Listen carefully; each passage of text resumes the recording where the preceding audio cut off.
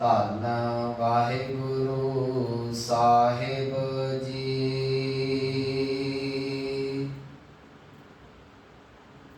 ਗੂਜਰੀ ਮਹੱਲਾ ਪੰਜਵਾ। ਘਰ ਚੌਥਾ ਚੌਪਦੇ ਇੱਕ ਓੰਕਾਰ। ਸਤਿਗੁਰ ਪ੍ਰਸਾਦ।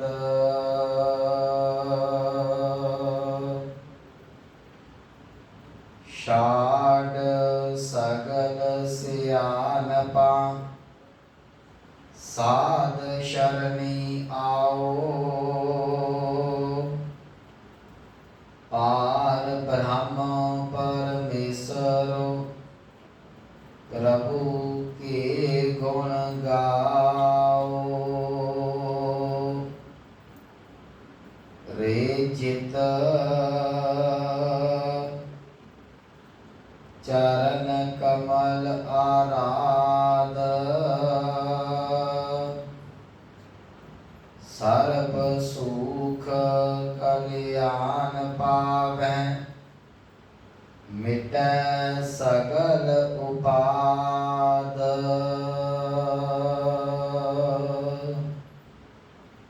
ਰਹਾਉ ਮਾਤ ਪਿਤਾ ਸੁਤ ਮੀਤ ਭਾਈ ਤਿਸ ਬਿਨਾ ਨਹੀਂ ਕੋਇ। ਈਤ ਊਤ ਜੀ ਨਾਲ ਸੰਗੀ ਸਰਬ ਰਵਿਆ ਸੋਏ।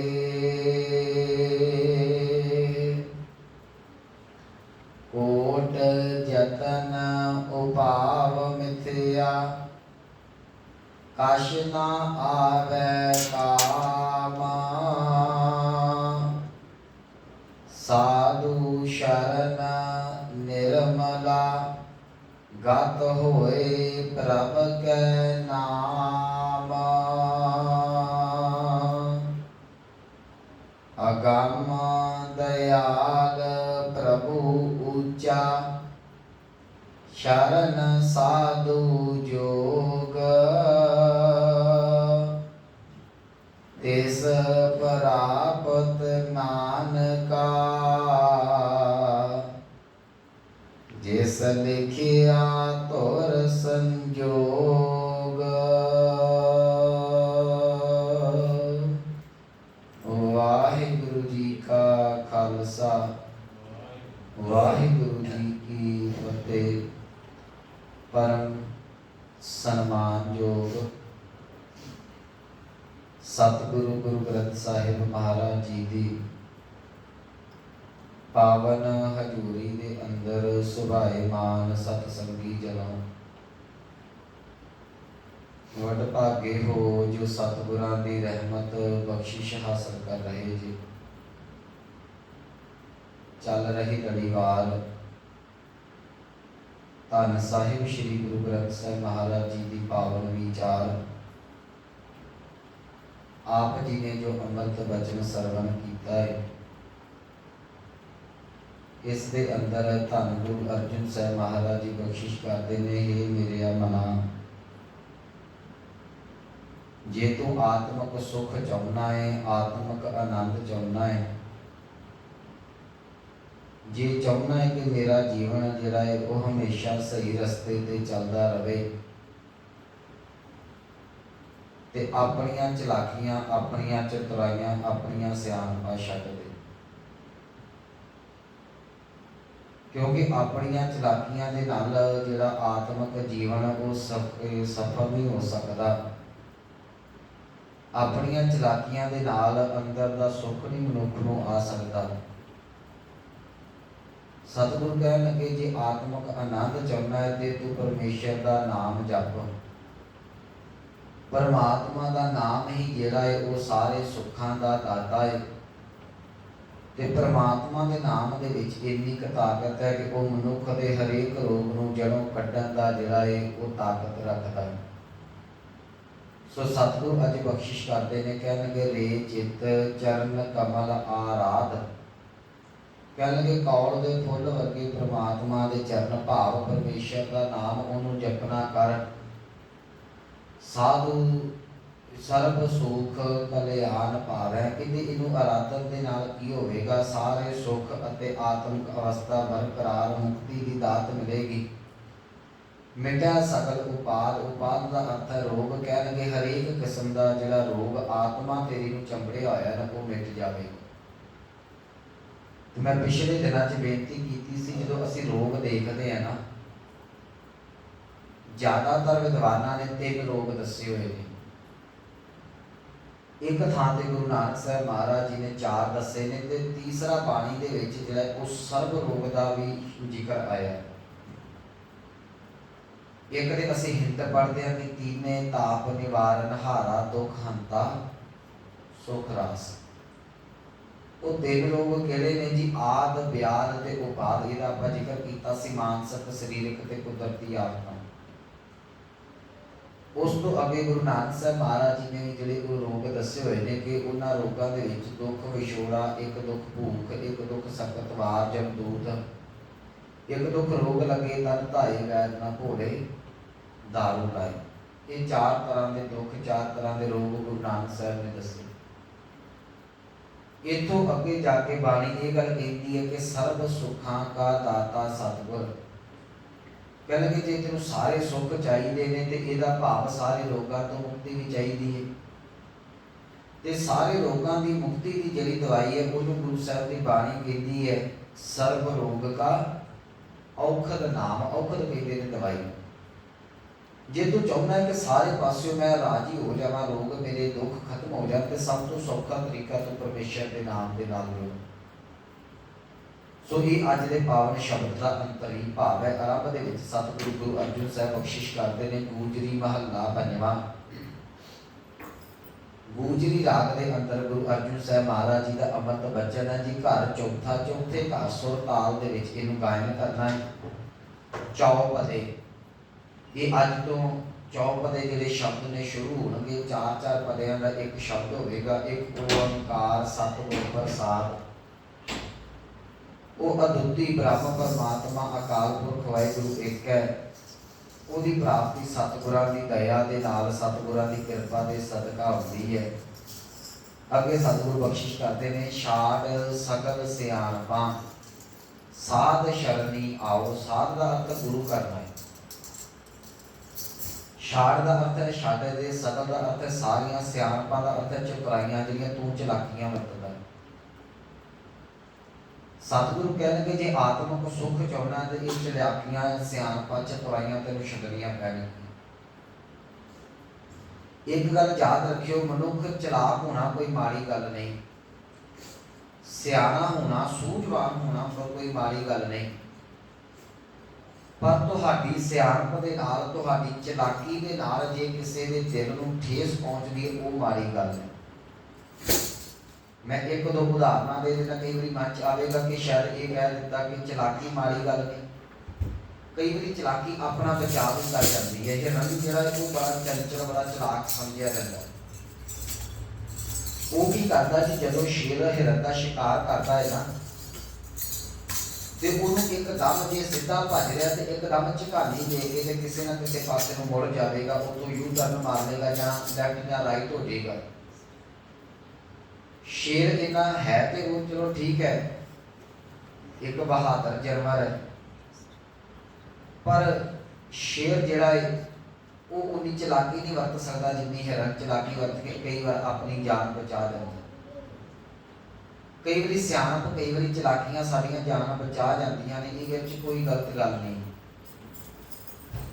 ਸਿਆਣਪ ਹੋਣੀ ਚੰਗੀ ਗੱਲ ਹੈ। ਮਨੁੱਖ ਦੇ ਕੋਲ ਅੱਜ ਸਮਾਂ ਇੱਦਾਂ ਦਾ, ਇਹ ਸ਼ੁਰੂ ਤੋਂ ਚੱਲਦਾ ਆ ਰਿਹਾ ਹੈ।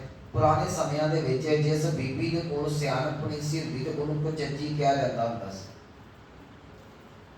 ਜਦੋਂ ਸਹੁਰੇ ਘਰ ਜਾਣਾ, ਜੇ ਵੇਖਣਾ ਆਂਢ ਗੁਆਂਢ ਨੇ ਇਹਦੇ ਕੋਲ ਕੋਈ ਸਿਆਣਪ ਨਹੀਂ, ਕੋਈ ਚੰਗੀ ਗੱਲ ਨਹੀਂ, ਤੇ ਕਹਿ ਦੇਣਾ ਮਾਪਿਆਂ ਨੇ ਕੁਚੱਜੀ ਭੇਜ ਦਿੱਤੀ। ਇਹਦਾ ਭਾਵ ਸਿਆਣਪ ਹੋਣੀ ਵੀ ਜ਼ਰੂਰੀ ਹੈ, ਚਲਾਕੀਆਂ ਹੋਣੀਆਂ ਵੀ ਜ਼ਰੂਰੀਆਂ ਨੇ। ਪਰ ਇੱਕ ਗੱਲ ਯਾਦ ਰੱਖਿਓ, ਮੈਂ ਇੱਕ ਇੱਥੇ ਸ਼ਬਦ ਹੋਰ ਬਾਣੀ ਦਾ ਇਹਦੇ ਪਰਥਾਏ ਕਹਿ ਦੇਵਾਂ ਸਿਆਣਪ ਉਹ ਹੈ ਜਿਹੜਾ ਕਿਸੇ ਦਾ ਭਲਾ ਕਰੇ। ਸਿਆਣਪ ਉਹ ਹੈ ਜਿਹੜਾ ਕਿਸੇ ਨੂੰ ਫਾਇਦਾ ਦੇ ਸਕੇ। ਜਿਸ ਸਿਆਣਪ ਦੇ ਨਾਲ ਕਿਸੇ ਨੂੰ ਦੁੱਖ ਮਿਲਦਾ ਹੈ ਉਸ ਸਿਆਣਪ ਨੂੰ ਸਤਿਗੁਰਾਂ ਨੇ ਵਰਜਿਆ ਹੋਇਆ। ਹੁਣ ਤੁਸੀਂ ਚਲਾਕੀ ਦੇ ਨਾਲ ਆਪਣਾ ਬਿਜ਼ਨਸ ਸੈੱਟ ਕਰਕੇ ਕਿਸੇ ਦਾ ਜਿਹੜਾ ਨੁਕਸਾਨ ਕਰ ਦਿੰਦੇ ਜੇ, ਇਹੋ ਜਿਹੀ ਸਿਆਣਪ ਨੂੰ ਸਤਿਗੁਰਾਂ ਨੇ ਪ੍ਰਵਾਨ ਨਹੀਂ ਕੀਤਾ। ਜਿਹੜਾ ਅੱਜ ਦਾ ਸਮਾਂ ਹੈ, ਮਨੁੱਖ ਇੱਕ ਦੂਜੇ ਨੂੰ ਕ੍ਰਾਸ ਕਰਨਾ ਚਾਹੁੰਦਾ। ਹਰ ਕੋਈ ਚਾਹੁੰਦਾ ਮੈਂ ਇਹਦੇ ਤੋਂ ਅੱਗੇ ਨਿਕਲਾਂ, ਇਹਦੇ ਤੋਂ ਅੱਗੇ ਨਿਕਲਾਂ। ਕੋਈ ਮਾੜੀ ਗੱਲ ਨਹੀਂ, ਕਿਸੇ ਨੂੰ ਕ੍ਰਾਸ ਕਰਨਾ, ਕਿਸੇ ਤੋਂ ਅੱਗੇ ਨਿਕਲਣਾ ਕੋਈ ਮਾੜੀ ਗੱਲ ਨਹੀਂ। ਪਰ ਕਿਸੇ ਨੂੰ ਠਿੱਬੀ ਲਾ ਕੇ, ਕਿਸੇ ਨੂੰ ਸੁੱਟ ਕੇ ਅੱਗੇ ਨਿਕਲਣਾ ਇਹ ਮਾੜੀ ਗੱਲ ਹੈ। ਮੰਨ ਲਓ ਕਿਤੇ ਦੌੜ ਹੋ ਰਹੀ ਹੈ, ਇੱਕ ਉਦਾਹਰਨ, ਦੌੜ ਦੇ ਵਿੱਚ ਪਲੇਅਰ ਜਿਹੜੇ ਉਹ ਦੌੜ ਰਹੇ ਨੇ, ਜੇ ਤੇ ਉਹ ਆਪਣੀ ਮਿਹਨਤ ਦੇ ਨਾਲ ਕਿਸੇ ਤੋਂ ਅੱਗੇ ਨਿਕਲਦਾ ਤੇ ਬੜੀ ਚੰਗੀ ਗੱਲ ਹੈ। ਪਰ ਜੇ ਜਾਂਦਿਆਂ ਜਾਂਦੇ ਦੌੜਦਾ ਕਿਸੇ ਨੂੰ ਠਿੱਬੀ ਲਾ ਦਿੰਦਾ, ਆਪਾਂ ਪੁਰਾਣਾ ਸ਼ਬਦ ਨਾ ਸਾਡਾ ਪੰਜਾਬੀ ਦਾ ਠਿੱਬੀ, ਜੇ ਕਿਸੇ ਨੂੰ ਲੱਤ ਲਾ ਕੇ ਸੁੱਟ ਜਾਂਦਾ, ਉਹ ਡਿੱਗ ਪੈਂਦਾ ਤੇ ਅੱਗੇ ਆਪ ਨਿਕਲ ਜਾਂਦਾ ਹੈ। ਉਹਦੀ ਸਿਆਣਪ, ਉਹਦੀ ਚਲਾਕੀ ਜਿਹੜੀ ਉਹ ਪ੍ਰਵਾਨ ਨਹੀਂ ਕੀਤੀ ਜਾਵੇਗੀ, ਕਿਉਂਕਿ ਉਹਨੇ ਕਿਸੇ ਦਾ ਨੁਕਸਾਨ ਕੀਤਾ ਹੈ। ਕਈ ਵਾਰੀ ਮਨੁੱਖ ਆਪਣੀਆਂ ਸਿਆਣਪਾਂ ਦੇ ਨਾਲ ਲੋਕਾਂ ਦੇ ਸਾਹਮਣੇ ਚੰਗਾ ਬਣਨ ਦਾ ਯਤਨ ਕਰਦਾ ਹੈ, ਪਰ ਜਿਹੜੀਆਂ ਇਹੋ ਜਿਹੀਆਂ ਸਿਆਣਪਾਂ ਨੇ ਜਿਹੜੀਆਂ ਕਿਸੇ ਦੇ ਨੁਕਸਾਨ ਦੇ ਲਈ ਸਿੱਧ ਹੋ ਜਾਣ, ਉਸ ਸਿਆਣਪ ਨੂੰ ਗੁਰੂ ਘਰ ਦੇ ਨਾਂ ਵਿੱਚ ਪ੍ਰਵਾਨ ਨਹੀਂ ਕੀਤਾ ਗਿਆ। ਇੱਥੋਂ ਤੱਕ ਬਾਣੀ ਨੇ ਕਹਿ ਦਿੱਤਾ, ਜੇ ਤੂੰ ਸਿਆਣਾ ਬਣ ਕੇ ਤੇ ਇਹ ਆਖੇ ਕਿ ਮੈਂ ਸ਼ਾਇਦ ਰੱਬ ਨੂੰ ਮਿਲ ਲਵਾਂਗਾ, ਮੇਰੇ ਤੋਂ ਵੱਧ ਧਾਰਮਿਕ ਦੁਨੀਆ ਦੇ ਵਿੱਚ ਕੋਈ ਸਿਆਣਾ ਨਹੀਂ, ਸਤਿਗੁਰੂ ਕਹਿੰਦੇ ਇਹ ਤੇਰੇ ਮਨ ਦਾ ਭੁਲੇਖਾ ਹੈ। ਹੁਣ ਇੱਕ ਸਧਾਰਨ ਮਨੁੱਖ ਹੈ ਜਾਂ ਸੰਗਤ ਦੇ ਰੂਪ ਦੇ ਵਿੱਚੋਂ ਕੋਈ ਗੁਰਮੁਖ ਪਿਆਰਾ ਹੈ, ਉਹਨੂੰ ਉਹਨਾਂ ਧਰਮ ਦਾ ਗਿਆਨ ਨਹੀਂ ਜਿੰਨਾ ਸਾਨੂੰ ਧਰਮ ਦਾ ਗਿਆਨ ਹੈ। ਸਿਰਫ ਇੱਕ ਉਦਾਹਰਨ ਦੇ ਰਿਹਾ ਮੈਂ। ਹੁਣ ਸਾਡੇ ਵਰਗੇ ਇਸ ਗੱਲ ਦਾ ਭੁਲੇਖਾ ਪਾ ਕੇ ਬੈਠ ਜਾਣ ਕਿ ਮੈਂ ਤੇ ਆਹ ਵੀ ਸਿਆਣਪ ਵਰਤ ਕੇ ਇਸ ਤਰੀਕੇ ਦੇ ਨਾਲ ਰੱਬ ਦੇ ਕੋਲ ਪਹੁੰਚ ਜਾਵਾਂਗਾ। ਯਾਦ ਰੱਖਿਓ, ਪਰਮਾਤਮਾ ਦੇ ਕੋਲ ਪਹੁੰਚਣ ਦਾ ਇੱਕੋ ਵਸੀਲਾ ਉਹ ਭਾਵਨਾ ਦੇ ਨਾਲ, ਪਵਿੱਤਰਤਾ ਦੇ ਨਾਲ, ਨਿਰਮਲਤਾ ਦੇ ਨਾਲ, ਭੋਲਾ ਭਾਅ ਹੈ। ਚਲਾਕੀਆਂ ਦੇ ਨਾਲ ਰੱਬ ਨਹੀਂ ਮਿਲਦਾ। ਉਹ ਅਸੀਂ ਸਤਿਗੁਰਾਂ ਦੇ ਰੋਜ਼ ਬਚਨ ਪੜ੍ਹਦੇ ਹਾਂ ਕਿ ਸਹਿਸ ਸਿਆਣਪਾ ਲੱਖ ਹੋਏ ਤਾਂ ਇੱਕ ਨਾ ਚੱਲੇ ਨਾਲ। ਤੇਰੀ ਉਹ ਸਿਆਣਪ ਨਹੀਂ ਚੱਲਣੀ ਜਿਹਦੇ ਨਾਲ ਤੂੰ ਕਿਸੇ ਨੂੰ ਸੁੱਟ ਰਿਹਾ ਹੈ, ਉਹ ਸਿਆਣਪ ਨਹੀਂ ਚੱਲਣੀ ਜਿਹਦੇ ਨਾਲ ਤੂੰ ਕਿਸੇ ਨੂੰ ਕ੍ਰਾਸ ਗਲਤ ਤਰੀਕੇ ਦੇ ਨਾਲ ਕਰਨਾ ਚਾਹੁੰਦਾ। ਸੋ ਗੁਰੂ ਅਰਜਨ ਸਾਹਿਬ ਕਹਿ ਰਹੇ ਨੇ ਇਹ ਸਿਆਣਪਾ ਛੱਡ ਦੇ। ਇਹਦਾ ਦੇਖੋ ਅੱਜ ਜਿਹੜਾ ਇਹ ਆਪਸ ਦੇ ਵਿੱਚ ਲਿੰਕ ਜੁੜ ਰਿਹਾ ਹੈ। ਇੱਕ ਪਾਸੇ ਸਤਿਗੁਰੂ ਕਹਿ ਰਹੇ ਨੇ ਕਿ ਤੇਰਾ ਅੰਦਰ ਜਿਹੜਾ ਸੌਖਾ ਹੋ ਜਾਏਗਾ, ਸੁੱਖ ਹੀ ਸੁੱਖ ਮਿਲ ਜਾਣਗੇ, ਸਰਬ ਸੁੱਖ ਕਲਿਆਣ ਪਾਵੇ।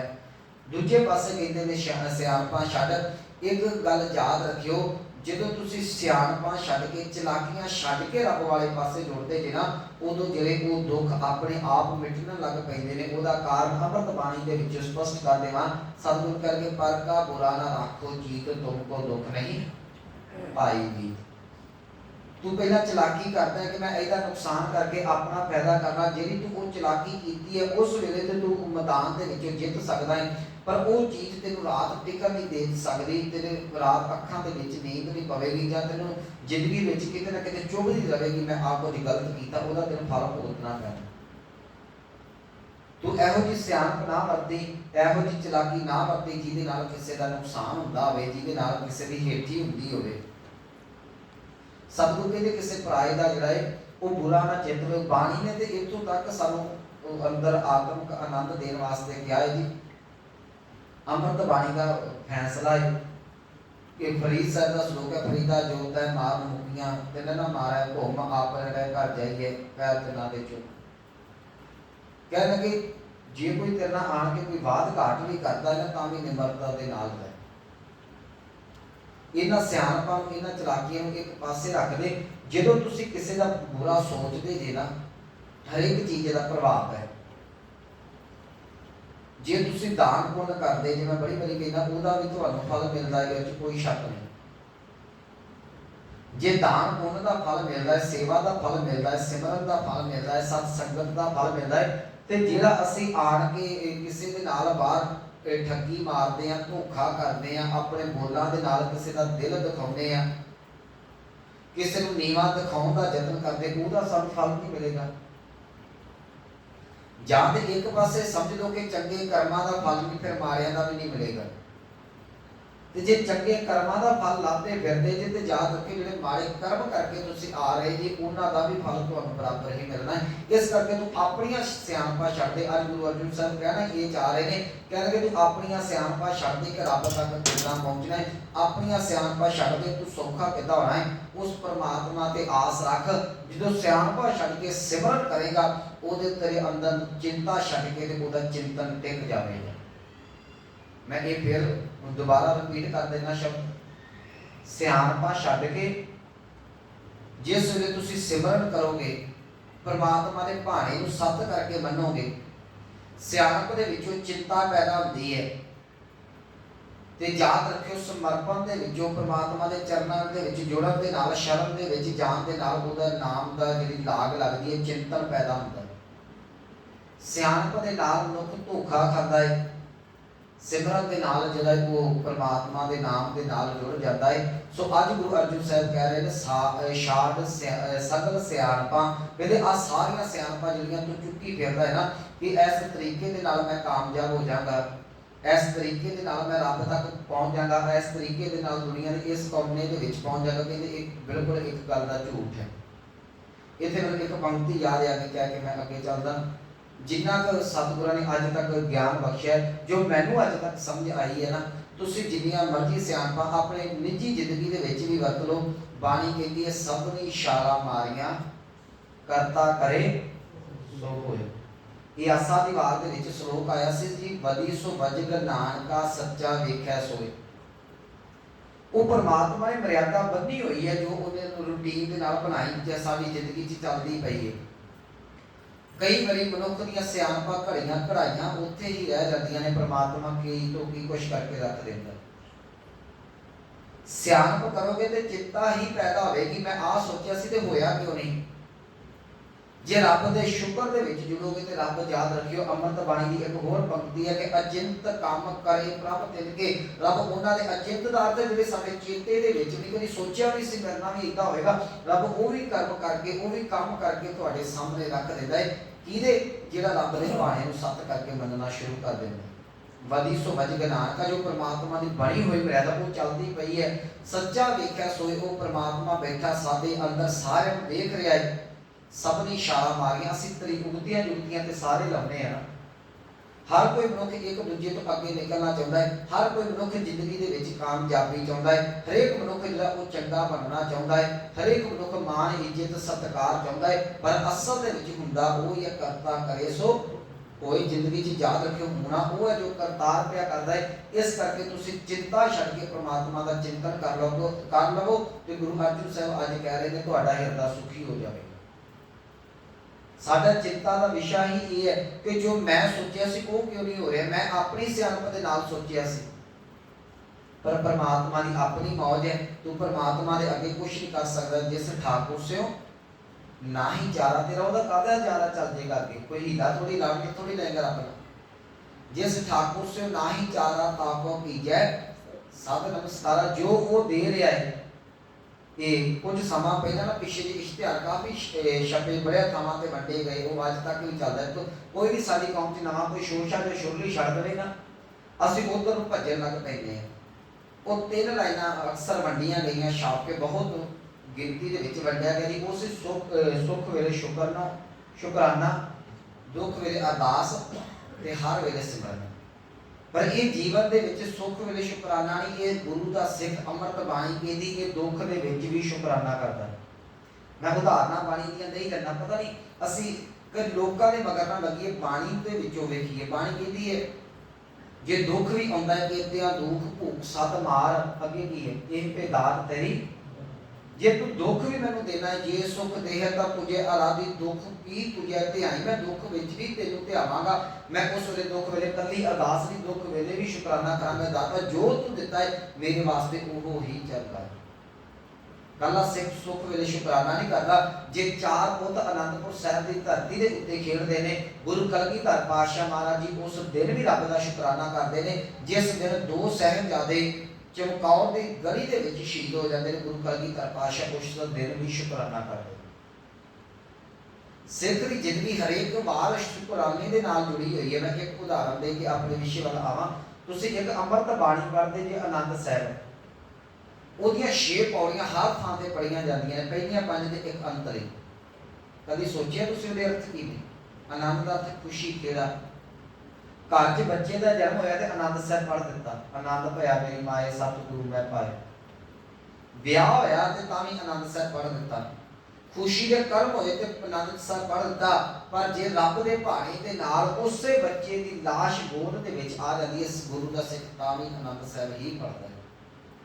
ਉੱਥੇ ਬਾਣੀ ਹੋਰ ਨਹੀਂ ਨਾ ਪੜ੍ਹਦੇ, ਉੱਥੇ ਵੀ ਇਹੋ ਪੜ੍ਹਿਆ ਜਾਂਦਾ ਕਿ ਆਨੰਦ ਭਇਆ ਮੇਰੀ ਮਾਏ ਸਤਿਗੁਰੂ ਮੈਂ ਪਾਇਆ। ਸਿੱਖ ਦੇ ਵਾਸਤੇ ਸੁੱਖ ਵੇਲੇ ਵੀ ਉਹਦਾ ਸ਼ੁਕਰਾਨਾ ਹੈ, ਦੁੱਖ ਵੇਲੇ ਵੀ ਸ਼ੁਕਰਾਨਾ ਹੈ, ਉਹ ਸਿਮਰਨ ਹਰ ਸਮੇਂ ਪਿਆ ਕਰਦਾ ਹੈ। ਇਹ ਇਹਨਾਂ ਚੀਜ਼ਾਂ ਨੂੰ ਥੋੜਾ ਜਿਹਾ ਅਸੀਂ ਧਿਆਨ ਦਿਆ ਕਰੀਏ।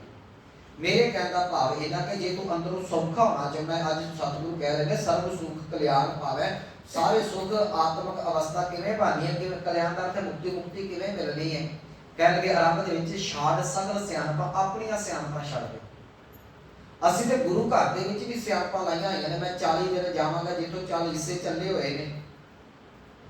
ਅਸੀਂ ਤੇ ਗੁਰੂ ਘਰ ਦੇ ਵਿੱਚ ਵੀ 40 ਦਿਨ ਸੁੱਖ ਕੇ ਆਉਂਦੇ ਆ। ਨਹੀਂ, ਗੁਰੂ ਘਰ ਦੇ ਪ੍ਰੇਮ ਦੇ ਵਿੱਚ ਕਦੀ ਸੁੱਖਣਾ, ਕਦੀ ਮਾਂ ਬਾਪ ਦੇ ਕੋਲ ਸਿਰ ਤੋਂ ਸੁੱਖ ਕੇ ਗਏ ਜੇ ਵੀ। ਕਦੀ ਮਾਤਾ ਨੂੰ ਕਿਹਾ ਵੀ ਮਾਂ ਮੈਂ ਤੈਨੂੰ ਇੰਨੇ ਕੁ ਦਿਨ ਆਣ ਕੇ ਮਿਲਾਂਗਾ, ਬਾਪ ਨੂੰ ਕਿਹਾ ਕਦੀ ਇੰਨੇ ਕੁ ਦਿਨ ਤੈਨੂੰ ਆਣ ਕੇ ਮਿਲਾਂਗਾ, ਮੇਰਾ ਕੰਮ ਪੂਰਾ ਹੋ ਜਾਏ 40 ਦਿਨ ਆਵਾਂਗਾ।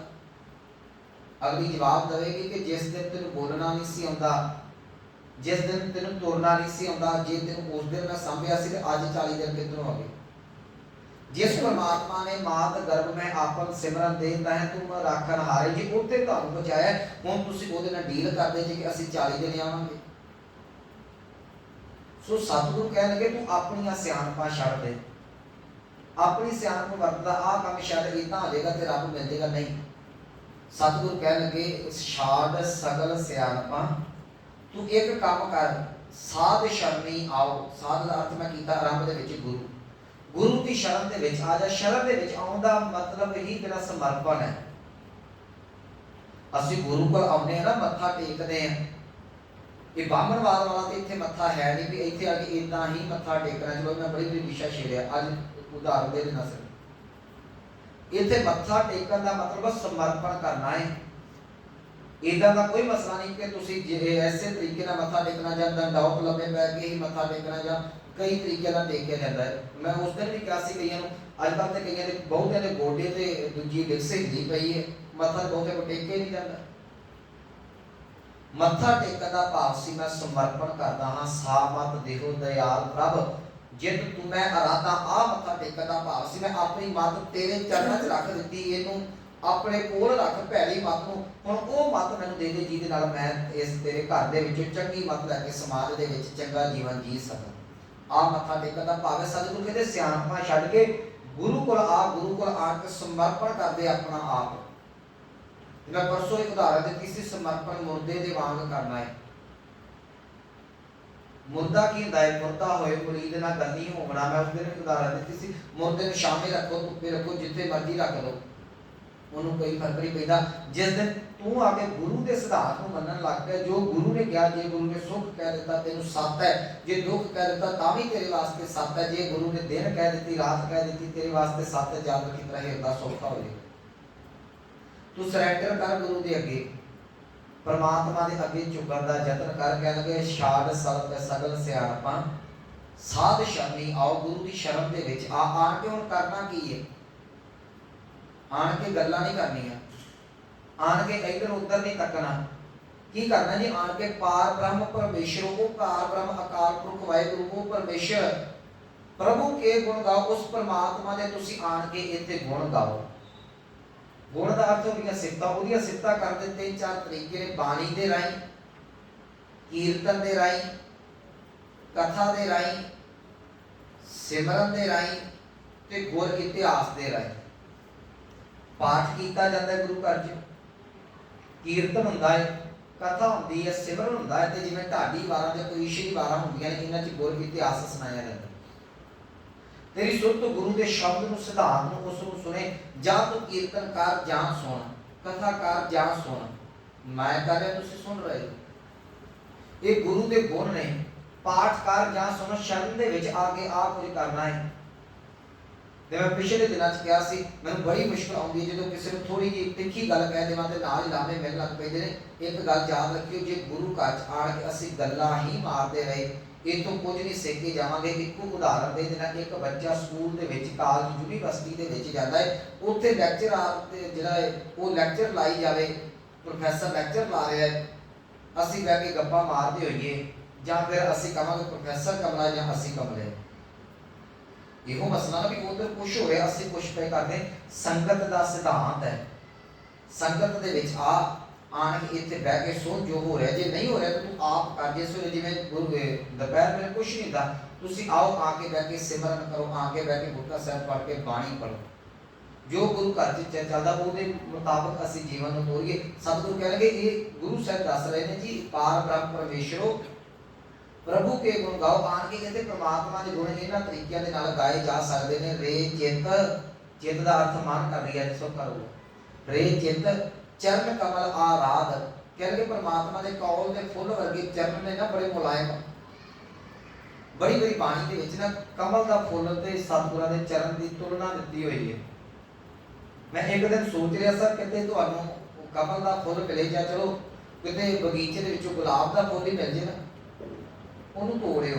ਤੁਹਾਨੂੰ ਮੈਂ ਦੱਸਣਾ ਚਾਹੁੰਦਾ ਕੁਛ, ਤੋੜ ਕੇ ਉਹਦੀ ਇੱਕ ਪੰਖੜੀ ਨੂੰ ਤੋੜਨਾ, ਸਿਰਫ ਸਾਰੇ ਫੁੱਲ ਨੂੰ ਇੱਕ ਪੱਤੀ ਤੋੜੋ, ਹੱਥ ਤੇ ਰੱਖ ਕੇ ਹਲਕਾ ਹਲਕਾ ਉਹਨੂੰ ਟੱਚ ਕਰਿਓ, ਤੁਸੀਂ ਦੇਖੋ ਕਿੰਨੀ ਜ਼ਿਆਦਾ ਮੁਲਾਇਮ ਹੈ।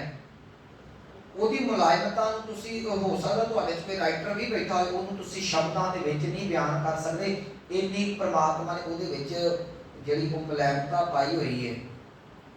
ਜਿਵੇਂ ਪੰਖੜੀ ਉਹ ਮੁਲਾਇਮ ਹੈ ਨਾ, ਆਨੰਦ ਦਿੰਦੀ ਹੈ। ਪਰਮਾਤਮਾ ਦੇ ਚਰਨ ਵੀ ਇਸੇ ਤਰ੍ਹਾਂ ਆਨੰਦ ਦਾ ਸੋਮਾ ਹੈ। ਜੇ ਤੂੰ ਗੁਲਾਬ ਦੇ ਫੁੱਲ ਨੂੰ ਹੌਲੀ ਹੌਲੀ ਹੱਥ ਤੇ ਰਗੜਦਾ ਹੈ ਜਾਂ ਟੱਚ ਕਰਦਾ, ਤੈਨੂੰ ਆਨੰਦ ਪ੍ਰਾਪਤ ਹੁੰਦਾ ਹੈ। ਜਿਉਂ ਜਿਉਂ ਰਸਾਂ ਦੇ ਉੱਤੇ ਗੁਰੂ ਗੁਰੂ ਜਪਦਾ ਹੈ, ਅੰਦਰ ਨੂੰ ਮੁਲਾਇਮਤਾ ਮਿਲਦੀ ਹੈ, ਤਾਂ ਅੰਦਰ ਜਿਹੜਾ ਹੈ ਉਹ ਗੁਰੂ ਦੇ ਸ਼ਬਦ ਦੇ ਵਿੱਚ ਭੇਜਦਾ।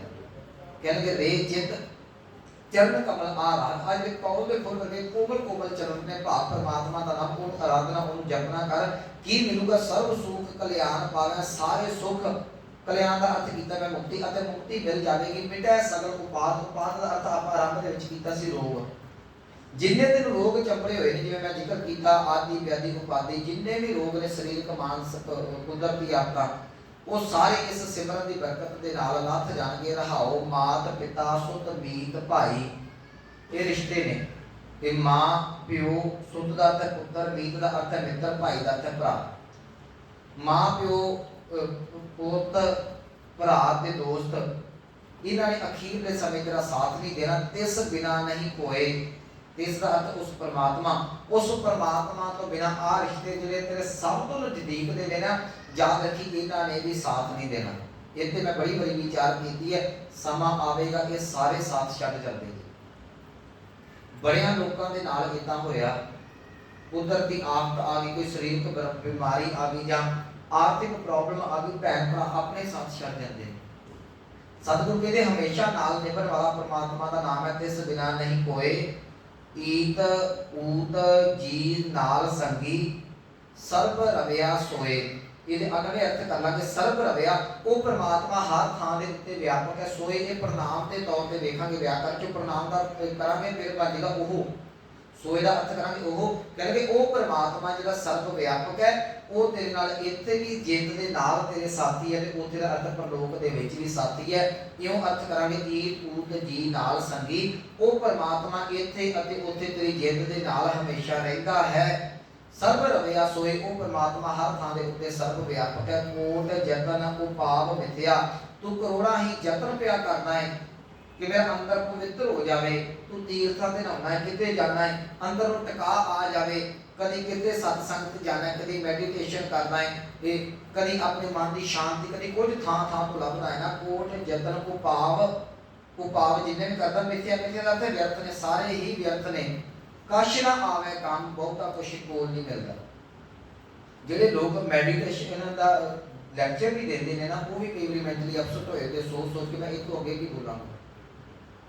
ਇਹਨਾਂ ਚੀਜ਼ਾਂ ਨੇ ਸਾਨੂੰ ਕੁਛ ਨਹੀਂ ਦੇਣਾ।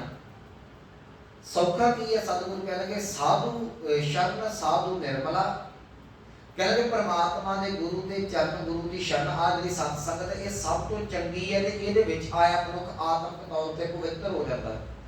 ਇੱਥੇ ਆ ਕੇ ਦੁੱਖ ਜਿਹੜੇ ਉਹ ਲੱਥ ਜਾਂਦੇ ਨੇ। ਗਤ ਹੋਏ ਪ੍ਰਭ ਕੈ ਨਾਮ, ਗਤ ਦਾ ਅਰਥ ਮੁਕਤੀ, ਤੇ ਪਰਮੇਸ਼ਰ ਦਾ ਨਾਮ ਜਪਣ ਦੇ ਨਾਲ ਤੁਹਾਨੂੰ ਮੁਕਤੀ ਮਿਲ ਜਾਵੇਗੀ। ਮੈਂ ਇੱਕੋ ਉਦਾਹਰਨ ਦੇਵਾਂ, ਸਮਾਂ ਮੇਰਾ ਹੋ ਗਿਆ। ਕਈ ਵਾਰੀ ਇਦਾਂ ਹੁੰਦਾ ਮਨੁੱਖ ਸਵੇਰ ਤੋਂ ਲੈ ਕੇ ਸ਼ਾਮ ਤੱਕ ਜਿਹੜਾ ਘਰੋਂ ਬਾਹਰ ਭੱਜਦਾ ਫਿਰਦਾ ਹੈ, ਕੰਮ ਕਾਰ ਇਦਾਂ ਦੇ, ਥਕਾਵਟ ਮਹਿਸੂਸ ਹੁੰਦੀ ਹੈ। ਜਿਹੜੇ ਰੋਜ਼ ਸੰਗਤ ਕਰਦੇ ਉਹਨਾਂ ਨਾਲ ਕਿਤੇ ਕਿਤੇ ਇਹ ਹੁੰਦਾ ਹੋਵੇਗਾ। ਜਦੋਂ ਤੁਸੀਂ ਗੁਰੂ ਕੋਲ ਆਣ ਕੇ ਬੈਠਦੇ ਜੇ ਨਾ ਤੇ ਸਰੀਰ ਬਿਲਕੁਲ ਰਿਲੈਕਸ ਹੋ ਜਾਂਦਾ ਹੈ, ਐ ਹਲਕਾ ਫੁਲਕਾ ਹੋ ਜਾਂਦਾ ਹੈ। ਇਦਾਂ ਹੁੰਦਾ ਜਿਵੇਂ ਬੱਚਾ ਸਾਰੀ ਦਿਹਾੜੀ ਬਾਹਰ ਘੁੰਮਦਾ ਫਿਰਦਾ ਥੱਕ ਟੁੱਟ ਕੇ ਆ ਕੇ ਮਾਂ ਦੀ ਗੋਦ 'ਚ ਸੌਂ ਜਾਂਦਾ ਹੈ ਨਾ। ਕਈ ਵਾਰੀ ਇਸੇ ਤਰੀਕੇ ਨਾਲ ਆਣ ਕੇ ਮਨੁੱਖ ਗੁਰੂ ਦੀ ਗੋਦ ਦੇ ਵਿੱਚ, ਗੁਰੂ ਦੀ ਸੰਗਤ ਦੇ ਵਿੱਚ ਆਣ ਕੇ ਬਿਲਕੁਲ ਆਪਣੇ ਆਪ ਨੂੰ ਹਲਕਾ ਫੁਲਕਾ ਰਿਲੈਕਸ ਕਰ ਲੈਂਦਾ। ਕਈਆਂ ਨੂੰ ਨੀਂਦ ਆ ਜਾਂਦੀ ਹੈ। ਉਹ ਨੀਂਦ ਦੇ ਕਈ ਕਾਰਨ ਨੇ, ਪਰ ਉਹਨਾਂ ਕਾਰਨਾਂ ਦੇ ਵਿੱਚ ਇੱਕ ਇਹ ਵੀ ਕਾਰਨ ਹੈ। ਮੈਂ ਇਹ ਸਮਝਦਾ ਕਿ ਜਦੋਂ ਬੱਚਾ ਬਾਹਰੋਂ ਥੱਕ ਕੇ ਮਾਂ ਦੀ ਗੋਦ 'ਚ ਆਉਂਦਾ, ਉਹਨੂੰ ਪਤਾ ਹੁਣ ਕੋਈ ਪਰਵਾਹ ਨਹੀਂ। ਜਦੋਂ ਬਾਹਰ ਦੀਆਂ ਟੈਨਸ਼ਨਾਂ ਛੱਡ ਕੇ ਤੁਸੀਂ ਗੁਰੂ ਕੋਲ ਆਉਂਦੇ ਜੀ, ਮਨ ਸੋਚਦਾ ਹੁਣ ਕੋਈ ਪਰਵਾਹ ਨਹੀਂ, ਮੈਂ ਗੁਰੂ ਕੋਲ ਆ ਗਿਆ। ਇੱਥੇ ਔਰ ਨੀਂਦ ਆਉਣੀ ਸੁਭਾਵਕ ਹੈ। ਨੀਂਦ ਵੀ ਸੁੱਖ ਨਾਲ ਹੀ ਆਉਂਦੀ ਹੈ, ਕੱਢਿਆ ਤੇ ਥੋੜੀ ਆਉਂਦੀ ਹੈ। ਨੀਂਦ ਉੱਥੇ ਹੀ ਆਉਂਦੀ ਵਧੀਆ ਗਦੇਦਾ ਹੋਵੇ ਤੇ ਸੰਗਤ ਤੋਂ ਵਧੀਆ ਹੋਰ ਕਿਹੜੀ ਚੀਜ਼ ਹੋ ਸਕਦੀ ਹੈ। ਹੁਣ ਇੱਥੇ ਸੌਣ ਨਾਲ ਆਪੇ ਇੱਕ ਉਦਾਹਰਨ ਦਿੱਤੀ ਹੈ। ਗੁਰੂ ਘਰ ਦੇ ਵਿੱਚ ਜਿਹੜਾ ਹੈ ਉਹ ਸਾਨੂੰ ਇੱਥੇ ਰਿਲੈਕਸ ਫੀਲ ਹੁੰਦਾ ਹੈ। ਸਤਿਗੁਰੂ ਇੱਥੇ ਸਮਝਾ ਰਹੇ ਨੇ, ਕਹਿਣਗੇ ਪ੍ਰਮਾਤਮਾ ਦਾ ਨਾਮ ਜਿਹੜਾ ਹੈ ਉਹ ਸਾਡੇ ਜੀਵਨ ਨੂੰ ਸੌਖਾ ਕਰਦਾ। ਸ਼ਰਨ ਸਾਧੂ ਨਿਰਮਲਾ, ਸਭ ਤੋਂ ਪਵਿੱਤਰਤਾ ਅੰਦਰ ਲਿਆਉਣ ਵਾਸਤੇ ਗੁਰੂ ਦੀ ਸੰਗਤ ਕਾਮਯਾਬ ਹੈ। ਗਤ ਹੋਏ ਪ੍ਰਭ ਕੇ ਨਾਮ, ਆਤਮਿਕ ਅਵਸਥਾ, ਗਤੀ, ਮੁਕਤੀ ਪ੍ਰਮਾਤਮਾ ਦੇ ਨਾਮ ਦੇ ਨਾਲ ਹੁੰਦੀ ਹੈ। ਅਗੰਮ ਦਿਆਲ ਪ੍ਰਭੂ ਉੱਚਾ, ਉਹ ਪ੍ਰਮਾਤਮਾ ਜਿਹੜਾ ਆ ਪਹੁੰਚ ਹੈ, ਜਿਹੜਾ ਦਇਆ ਦਾ ਘਰ ਹੈ, ਸਾਰਿਆਂ ਤੋਂ ਉੱਚਾ ਸ੍ਰੇਸ਼ਟ ਹੈ। ਸ਼ਰਨ ਸਾਧੂ ਜੋਗ, ਕਹਿੰਦੇ ਉਹਦੀ ਜਿਹੜੀ ਸ਼ਰਨ ਹੈ, ਆ ਜਿਹੜੀ ਸਤ ਸੰਗਤ ਹੈ, ਯੋਗ ਦਾ ਅਰਥ ਸਮਰੱਥ, ਉਹਦੀ ਸ਼ਰਨ ਜਿਹੜੀ ਹੈ ਭਗਤਾਂ ਨੂੰ ਰੱਖਣ ਦੇ ਸਮਰੱਥ ਹੈ। ਹਰ ਥਾਂ ਦੇ ਉੱਤੇ ਭਗਤ ਨਹੀਂ ਰਹਿ ਸਕਦੇ, ਇਹ ਗੱਲ ਯਾਦ ਰੱਖਿਓ। ਜੇ ਰੱਬ ਦਾ ਪਿਆਰਾ ਤੁਸੀਂ ਕਿਸੇ ਕਲੱਬ ਦੇ ਵਿੱਚ ਲੈ ਜਾਓਗੇ, ਕਿਸੇ ਵਿਆਹ ਸ਼ਾਦੀ, ਉਹ ਉੱਥੇ ਨਹੀਂ ਟਿਕ ਸਕਦਾ। ਉਹ ਉੱਥੇ ਜਾ ਕੇ ਹੀ ਟਿਕੇਗਾ ਜਿਹੜਾ ਪ੍ਰਮਾਤਮਾ ਦਾ ਜਿੱਥੇ ਨਾਮ ਜਪਿਆ ਜਾਂਦਾ। ਸੌਖੀ ਉਦਾਹਰਨ ਦੇ ਦੇਣਾ, ਜਿਹੜੇ ਤੁਹਾਡੇ ਜੋ ਨਿਤਨੇਮ ਕਰਦੇ ਨੇ ਨਾ, ਉਹਨਾਂ ਦੇ ਨਾਲ ਅਕਸਰ ਇਦਾਂ ਦਾ ਹੁੰਦਾ ਹੋਵੇਗਾ, ਤੁਹਾਡੇ ਰਿਸ਼ਤੇਦਾਰ ਕੋਈ ਭੈਣ ਭਰਾ ਦੇ ਕਿਤੇ ਜਾਣ ਦੀ ਵਾਰੀ ਹੈ, ਕਿਤੇ ਰਾਤ ਰਹਿਣਾ ਪੈ, ਬੰਦੇ ਦੇ ਭਾਅ ਦੀ ਬਣ ਜਾਂਦੀ। ਪਤਾ ਹੈ ਉੱਥੇ ਸਵੇਰੇ ਅੰਮ੍ਰਿਤ ਵੇਲੇ ਇਸ਼ਨਾਨ ਨਹੀਂ ਹੋਣਾ ਕਿ ਨਹੀਂ ਹੋਣਾ, ਪਤਾ ਨਹੀਂ ਕੀ ਪ੍ਰਬੰਧ ਹੋਵੇ। ਪਤਾ ਹੈ ਉੱਥੇ ਸਵੇਰੇ ਅੰਮ੍ਰਿਤ ਵੇਲੇ ਗੁਟਕਾ ਸਾਹਿਬ ਮਿਲਣਾ ਕਿ ਨਹੀਂ ਮਿਲਣਾ। ਤੇ ਕੋਈ ਇਹੋ ਜਿਹਾ ਵੀ ਤੁਹਾਡਾ ਰਿਸ਼ਤੇਦਾਰ ਭੈਣ ਭਰਾ ਹੋਵੇ, ਭਾਵੇਂ ਝੁੱਗੀ 'ਚ ਰਹਿੰਦਾ ਹੋਵੇ, ਨਾਮ ਜਪਦਾ ਹੋਵੇ, ਚਿੱਤ ਕਰਦਾ ਉੱਥੇ ਜਾ ਕੇ ਰਹੀ, ਕਿਉਂਕਿ ਉੱਥੋਂ ਦਾ ਔਰਾ ਇੰਨਾ ਜ਼ਬਰਦਸਤ ਹੁੰਦਾ, ਉਹ ਤੁਹਾਨੂੰ ਖਿੱਚ ਕੇ ਲੈ ਜਾਂਦਾ ਹੈ। ਸਤਿਗੁਰੂ ਕਹਿ ਰਹੇ ਨੇ ਇਹ ਗੁਰੂ ਦੀ ਸ਼ਰਨ ਜਿਹੜੀ ਹੈ ਨਾ, ਉਹ ਇਸ ਚੀਜ਼ ਦੇ ਸਮਰੱਥ ਹੈ, ਉੱਤੇ ਭਗਤ ਟਿਕ ਸਕਦੇ ਨੇ। ਅੱਗੇ ਅਖੀਰ ਤੇ ਸਤਿਗੁਰੂ ਬਖਸ਼ਿਸ਼ ਕਰ ਰਹੇ ਨੇ, ਤਿਸ ਪ੍ਰਾਪਤ ਨਾਨਕਾ, ਪਰ ਇਹ ਗੁਰੂ ਦੀ ਸ਼ਰਨ, ਪਰਮਾਤਮਾ ਦਾ ਨਾਮ ਤੇ ਪਰਮਾਤਮਾ ਉਹਨੂੰ ਪ੍ਰਾਪਤ ਹੁੰਦੇ ਨੇ ਜਿਸ ਲਿਖਿਆ ਧੁਰ ਸੰਜੋਗ, ਜਿਹਦੇ ਧੁਰ ਦਰਗਾਹ ਤੋਂ ਮੱਥੇ ਦੇ ਉੱਤੇ ਲੇਖ ਲਿਖੇ ਹੋਏ ਨੇ, ਉਹਨੂੰ ਇਹ ਪਰਮਾਤਮਾ ਦੀਆਂ ਦਾਤਾਂ, ਪਰਮਾਤਮਾ ਦਾ ਨਾਮ ਤੇ ਪਰਮਾਤਮਾ ਉਸ ਜੀਵ ਨੂੰ ਮਿਲਦਾ ਹੈ ਜਿਹਦੇ ਦਰਗਾਹ ਦੇ ਵਿੱਚੋਂ ਹੀ, ਪਰਮਾਤਮਾ ਦੀ ਦਰਗਾਹ ਦੇ ਵਿੱਚੋਂ ਮੱਥੇ ਤੇ ਸੰਜੋਗ ਲਿਖੇ ਹੋਣ। ਬਾਕੀ ਜੀਵ ਜਿਹੜੇ ਨੇ, ਕਈ ਵਾਰੀ ਜੀ ਮੈਂ ਆਰੰਭ ਦੇ ਵਿੱਚ ਕਿਹਾ ਕਿ ਸਭ ਨੇ ਛਾਲਾ ਮਾਰੀਆਂ, ਇੱਧਰ ਉੱਧਰ ਛਾਲਾ ਮਾਰ ਕੇ ਭਟਕ ਕੇ ਚੱਲ ਜਾਂਦੇ ਨੇ। ਸੋ ਇਹ ਸੀ ਪਾਵਨ ਸ਼ਬਦ ਦੀ ਵਿਚਾਰ, ਸੁੱਚਾ ਤੱਤ ਭਾਵ ਇਹ ਹੈ, ਜੇ ਤੂੰ ਚਾਹੁੰਦਾ ਕਿ ਮੇਰਾ ਜੀਵਨ ਸੁਖੀ ਹੋ ਜਾਵੇ, ਜੇ ਚਾਹੁੰਦਾ ਕਿ ਮੈਨੂੰ ਆਤਮਿਕ ਸੁੱਖ ਮਿਲਣ, ਦੁੱਖ ਕਲੇਸ਼ ਟੈਨਸ਼ਨਾਂ ਖਤਮ ਹੋ ਜਾਣ, ਸਤਿਗੁਰਾਂ ਨੇ ਇੱਕੋ ਨੁਕਤਾ ਦਿੱਤਾ ਬੜਾ ਸੌਖਾ, ਕਹਿੰਦੇ ਆਪਣੀਆਂ ਚਲਾਕੀਆਂ ਛੱਡ ਕੇ ਤੇ ਗੁਰੂ ਦੇ ਕੋਲ ਆ ਕੇ ਬਹਿ ਕੇ ਗੁਰੂ ਗੁਰੂ ਜਪਿਆ ਕਰ, ਤੇਰਾ ਕਲਿਆਣ ਹੋਵੇਗਾ। ਇਹਦੀਆਂ ਬੇਨਤੀਆਂ ਪ੍ਰਵਾਨ ਹੋਈਆਂ, ਪੁੰਨਾਂ ਗਲਤੀਆਂ ਦੀ ਖਿਮਾ। ਆਓ ਪਾਵਨ ਪੰਕਤੀਆਂ ਦਾ ਜਾਪ ਸਰਵਣ ਕਰਕੇ ਸਮਾਪਤੀ ਕਰੀਏ।